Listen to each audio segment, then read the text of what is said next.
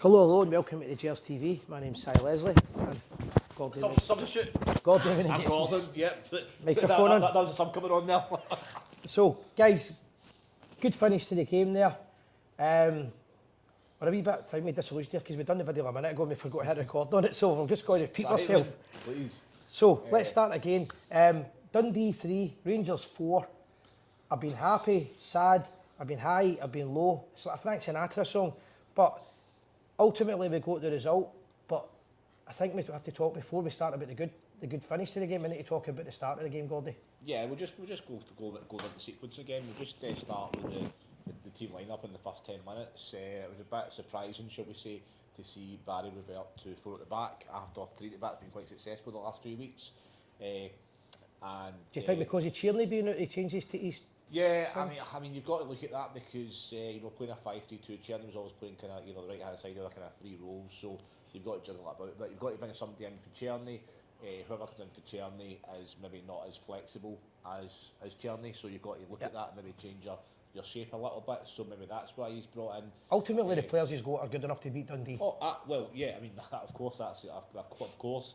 But I think it was really apparent that Dundee came out of the box absolutely flying. They had a chance in the first minute to score. Unlucky. It was actually, I mean, it looked as if it was almost into the telly, but then they get a corner kick, it's pure defending, and it's one that boom, good finish. Don't get me wrong, but we don't challenge strongly enough for the ball. We lose the first goal. Through defensive vulnerability again. Aye, so a couple of things on it, Gordy. I'm repeating myself here, obviously because I've just done this twice, but I've been repeating myself all year round. We've been repeating ourselves for the last 10 years, mate. The corners are terrible. Our corner kicks, the way we defend them is incredibly bad. Yeah. First of all, Tavernier. It was a needless corner to give away, right? But that happens in football. Tavernier, basically, biggest issue with Tavernier, he doesn't even make a challenge. That really, I'll not swear, it really upset me that he didn't even make a challenge. And the boy, Murray, is it Murray? He's passive. Aye. He's passive, yeah. But then you've also got the problem of modern football. You've got this, what do you call this defending? Zonal marking, right? Where nobody's on the back post or the front post. I'm old style lad, so I would have somebody in the 2 posts, make it easy for the goalkeeper. But we made it easy for their striker. He's got a free shot at goal. Great shot he takes, and they go 1-0 up. That's pure defending for Tavernier, and it's a poor setup, I thought, anyway. Yeah. For the corner. At least I would have an argument. You have one person on the post, and it's going to be whatever side the ball comes in. So if it's into the right hand side, it's on the right hand side, the back. He's another post, aye. And then so it's the, so yeah, I think we should have at least one person on the post, and maybe this day and age, maybe for 2, because you want if you've got 2 people on the post, can you launch a good counter attack, a flowy counter attack, because your guys are further back. But if you have one person on the post, then especially the ball's coming in the direction it's always going to go. So the ball's coming in from the right hand side, it's always going to go to the right hand side. So you have the guy in the right hand post. It was a good corner. But good call. Good listen. Take nothing away from the finish, but Tav was far too passive in his approach. Had approached it. And do you do you really want Tav on your centre forward? Why not have Ballard or Suter on there? Centre back for the centre forward. Sorry for the first. This is a big thing for me. Is the concentration levels at Rangers in the last couple of years have been incredibly bad, shall we say? Yeah. So anyway, you think after that it's going to get a bit better. Dundee then go for a second goal. We're sitting back and basically allowing it. Yeah. The problem with this is there's a calamity of mistakes. They're faster than us, they look fitter than us. The ball goes into the box. Nobody seems to know who's in charge, who's in control of the defence. And eventually the ball breaks to their striker. He does the ball, and Butland then basically makes a calamity chain it twice. It just completely freezes, doesn't save the ball, and then he makes it worse by doing it again. The whole phase of that goal is terrible from start to finish. We've got the ball. Yeah. We're clearing the ball from the corner of the free kick. Whatever it is, we're clearing the ball. There's 2 headers that are cushioned. There are 2 headers that are trying to cushion the ball for a counter attack. They don't pay off. The guy lifts it over the Rangers defence. The Rangers centre backs are caught in a line, flat-footed. It spins over them. Guy collects it, hits a fairly tame shot at Butland. That's the worst. And that makes it worse. Yeah. And then Butland obviously can't. I mean, I don't know. I don't buy the fact that the sun's in his eyes, because it was a bit bright up in Dundee, but The fact of the matter is, I don't know if it was such a poor shot that Butland's expecting it to go faster. So maybe, which is fair enough, but to do it twice. Yeah, of course, yeah. So then he's got a chance to make up for it. It goes to the other striker or another attacker. Does it again. A tame effort again, does it again, and then the ball's in the back of the net for 2-0 Dundee. And at that point, after 20 minutes, so you're thinking to yourself, this game could be over.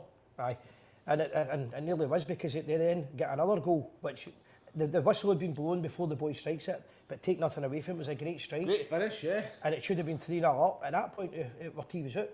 Yeah. Effectively, our team was out. And I'm thinking to myself, why are we losing concentration? Why are we not as fast as him? Why are we not as fit as him? Why are we not as organised as him? Why are we not want to win the game as much as him? Yep. And it could have been, at this point, you're letting 3 and 4, it could be before half time. And Rangers finally started to come into the game. Well, yeah, I mean, it says horrible to say, but it's really, really horrible to say. But we were Dundee are second bottom of the league here, by the way. Aye. Right, I don't know. And they lose a lot of goals. But yeah, and we're playing 2 up top, and we're lucky to be 2-0 behind the half time. Aye. Excuse me, but I have said for a while, I don't think the Iggerman and Dessel's partnership works, but I'm not blaming that for the first half. We just didn't click anywhere in the park. You can't sing. I don't think it was everywhere. Aye. Yeah, it was everywhere. I mean, Redman especially in the first half was poor, but I think it's really unfair to single out anyone particularly badly in the first half because they were all so bad. Aye. I mean, the last 5 minutes of the first half, Rangers played all right, but all right's not good enough for these travelling fans, to be fair, and the fans that are watching all the world. So half time, 2-0, Si. What are you thinking at that point? I'm thinking Rangers don't have a chance to come back here. No, I'm not thinking about the Kilmarnock game. I'm thinking we can't keep making it hard for ourselves. Plus the fact that Dundee really did play well, and our goalkeeper had the game of his life. He was outstanding. Yep. And also the boy for Burnley they've got on loan seems to be, he just walked through us at times. And when you're talking about their second goal, that's exactly what he did. He just walked right through our defence, and we stood and watched him and stood let him. So that was the problem with that. But we go into half time, and then you're thinking to yourself, can't get any worse, but almost did. Can't get any worse. You can argue with our goal, the first goal that we get back, that you get a bit of luck, but I'm a great believer when you make your luck. It was a fantastic cross, and it put the defender in no choice. It was the first decent ball in. Aye. Maybe there was better crosses in the first half. I just can't remember them. But for me, it was only dangerous ball in the first half. Dangerous ball, and we got a reward because if you put a dangerous ball in, it puts the defender under He's got to make an pressure. option. He's got to make a choice. You're right. Doesn't clear the ball. Either goes in or it goes to maybe Dessers, and hopefully you never know, right enough. And we get the goal. Unfortunately, at that point, you're thinking, see if the game could go in another 10 minutes, but he's got to blow the whistle, which is fair enough. Yeah. I did think the referee had a good game as well. I don't normally say that. I thought the referee did well, but we had the ball in the net. Don't forget. Aye. Not long after. That's how I was going to say that. So the ball goes in the net, and if I'm being fair, it was offside. Yeah, I mean, we've criticised and maligned the referees and VAR over the last year and a half. They got it right. Show. However, this is why we're balanced. This is why hopefully people respect us for this.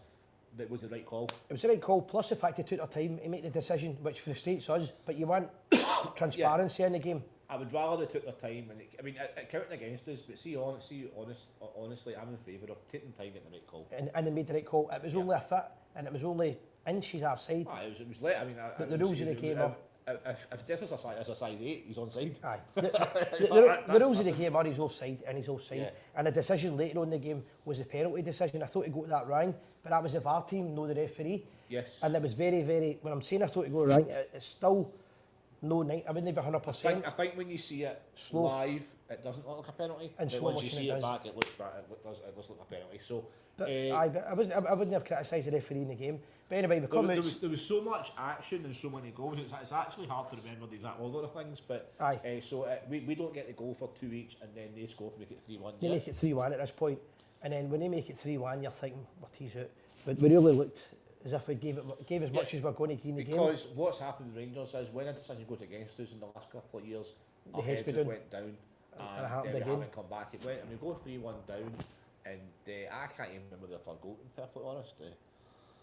When I'm thinking back, but it was it's the fact that it was a sucker punch. Oh, but it's Scott Tiffany, and to be fair, it's actually a really good goal. he puts it in the bottom corner. Aye, And it's a good finish. Butland's got no chance to be fair with that one, but we go 3-1 down, and at that point, I thought, well, I mean, we looked dead and buried, but character, I'll give them their due. If you're going to criticise Wilson, to give them their credit, yes. They did come back. So The manager made some changes. Yeah, and he's brought on. We ended up finishing off with like 6 attacking players. He brings Bailey Rice played well in the second half, but he brings on Danilo Hadji as well. And then Lawrence later And on. he brings on Lawrence. So we just talked through the second goal. Tav, we mentioned this at the time. Aye. You know, but you know, it's a great nothing away from Tav. It's a great goal and fair play to him. He stepped up again and he's got a great goal which dragged us back out in the game. But you're thinking to yourself, if we've got all these forward players on the park, Why is it taking a defender? Why is it a number 2 that's in the centre of the box waiting for that ball? To get it. But credit where credit's due. What a finish it was. And at that point you're thinking, maybe there's a chance. Could be minutes before it, I'm saying to you, there's no chance we're going to score 3 goals. He gets it, and then a couple of minutes later, Tom Lawrence just came on the park, and he scores a similar goal, but a better goal. I would say slightly better. But what a finish. Yeah, a bit further out, and it's more in the corner, and it's an absolute belter. We're back in the game. Brought it back to 3 each, and it's an absolutely fantastic goal. And then you think to yourself, right, we're odds on for the win here, but then they go at the park and they nearly score. Aye, and I made a joke to you about it as a big Philippe Clement's probably watching this somewhere and going, my luck is that goes in the net, because they were so unlucky not to score, and that would have been the game over. I don't care what MD says, that would have been it. They would have won it 4-3. The ball comes out, we run up the park, and literally Dessers gets he gets exactly what he deserved for his persistence and the fact that he kept focused on it, and he gets his reward by what I would say was one of his best goals he scored for us. It was fantastic, the finish. So just a nod to Dessers here. Today was his 100th appearance for Rangers overall. Which is a good record. Which is not if you're lucky to play for Glasgow Rangers and play 100 games. He's now scored 44 or 45 goals. That's good. And fair play to him today. The goal was offside. Yeah, it was offside. He's missed a couple of chances where he shot at the keeper, but then he's also throughout the game made chances for nothing, and it's only been a fantastic save for the keeper that's get the ball at the net. But the thing that, as much as I'm maligned Dessers sometimes, he does keep going. Keeps trying. The fans are forever singing no surrender. He doesn't surrender. That's one thing I'll give about the guy. That's a player that's motivated. That's a player that wants to go do well for Rangers, which is fair enough. And yeah, I think it was Hadji plays the ball in. It's a great ball, it's a great touch to take it past the goalkeeper, and it's a composed finish. How many times you think yourself, Dessers, with Dessers, you think yourself, he does the hard part by beating the keeper and then off his lines, but this time no. He kept the concentration, kept the composure. He got his reward. And it was a great goal, a great finish, and what a way to make your 100th appearance for Rangers. And a great celebration. He obviously loves the club and he loves scoring goals. However, we then nearly go and lose it. Lose the lead again. And it's back to, as I've said, I'm not wanting to be singling players out or anything like that. I like Jack Butland, but I feel as if at times, I don't know if Jack Butland's he's no confident in the 2 players in front of him. Yeah. And I don't think the 2 players in front of him are confident in Butland. So what you're getting is a scenario that happened about 10 years ago with Rangers, I think it was under Le Guen, where the goalkeeper doesn't know what to come out. So Butland kind of runs out, Tavernier screaming at him, and then he kind of runs back, and they miss a great chance to make it 4 each in the dying seconds of the game. So I think you're absolutely right, and I think that was a great way to summarise it there. Probably for a lot of some of their goals as well, and probably for a lot of the goals we've lost this season as well. Indecisions. They may not have come directly from that, but they've came from the result in corner kick or throw in or free kick. Aye. So it's a great point to make, but that's up to the coaching staff to say, look, Butland is staying back. Just get the ball out the park. See if that's there. Don't even think with the keeper. Get the ball out the park. Or the manager saying to Butland, come and get the ball. I mean, you can look at different goalkeepers in the past, right? But for a classic example, and it's unfair to compare them, right? Which is fair enough. But Andy Gorham, when a ball came out like that, Gorham's out. It's my ball. Bang. Yep. See when the goalkeeper freezes, the whole defence freeze. But the other side of the coin is, I could be wrong here, but I think Stephen Kloss was like an Armstead staying back. He was opposite, that's what I'm saying. So but you need to be one or the other. But I don't think, because sometimes Butland rushes out. He rushes out and then runs back in again. Yeah, so that's something that has to get sorted out. You're absolutely right. We need to fix that. Anyway, that was how it went. We eventually got the result, 4-3. From Barry Ferguson's point of view, you could criticise, you could also give him praise. I really like the guy. I would love him to prove everybody wrong and get the manager's job, but he's got a lot of decisions he's going to have to make. The players can't keep letting him down. Sometimes he keeps saying, Gordy, we can't keep going 2-0 down and coming back. Well, I would like to think that I'm that kind of, I'm spot on with analysis. I think that's probably a lot of people who say that. You know what I Aye, mean? we But can't keep doing that. yourself included. But And I think Ferguson will be saying that to them right now, or on the bus. I mean, it's up to you've got to take a balanced approach to this. Yeah, it's up to the manager to motivate the players before the game, the coaching staff as well. But once you cross those lines, you cross the line. It's up to the players to keep the motivation, and it's up to the players to carry out the manager's instructions. Aye. If they're not doing it, that's on the players. However, saying that, what I like about Barry, we spoke about this, and we'll just touch on it again. He took a gamble and it worked. He's not scared to make a decision. Aye. I've always said, recently anyway, it's always best to make a decision rather than no decision. decision. If you make the wrong decision, Aye. it's better than making It's leadership. no decision. That's right? leadership. And Barry's shown that he's always, he's not afraid to make a decision, which is good. Yeah. I like that. And you would think you might think it would be the opposite with a new manager coming in, Aye. and he's wanting to play it safe. Maybe because he's got to prove himself in the job. Yeah. So fair play. Listen, the win's a win. How many times we went behind away from home and not came back? Aye. Under Barry, we've done it twice and came back, but we can't keep It going. And it. he's now got a problem as well here, all the coaching staff. He's making changes and the changes are working right, but he's going to have to identify quite quickly why these players are making the same mistakes, Yeah.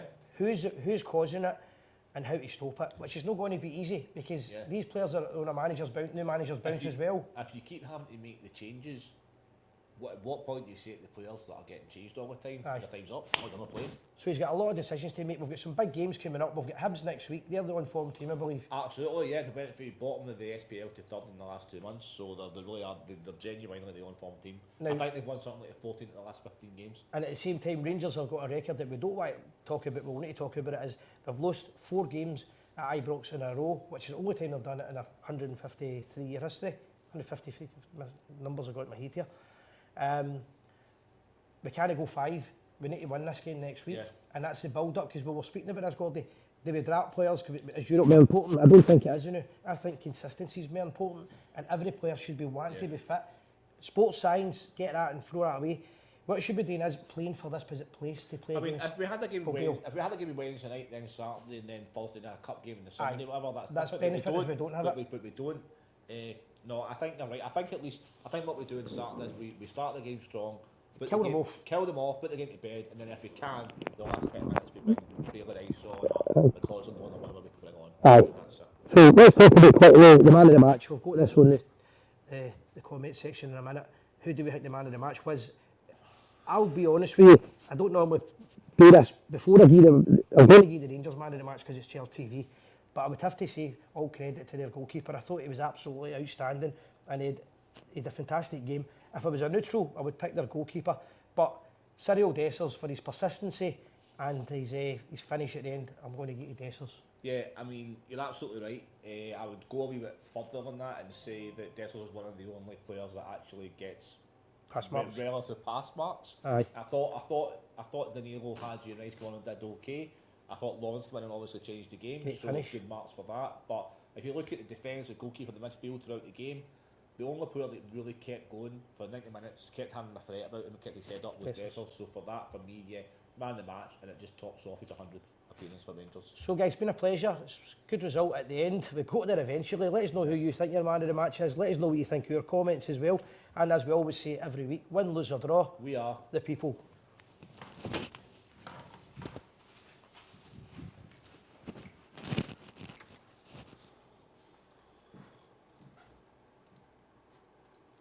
Got it.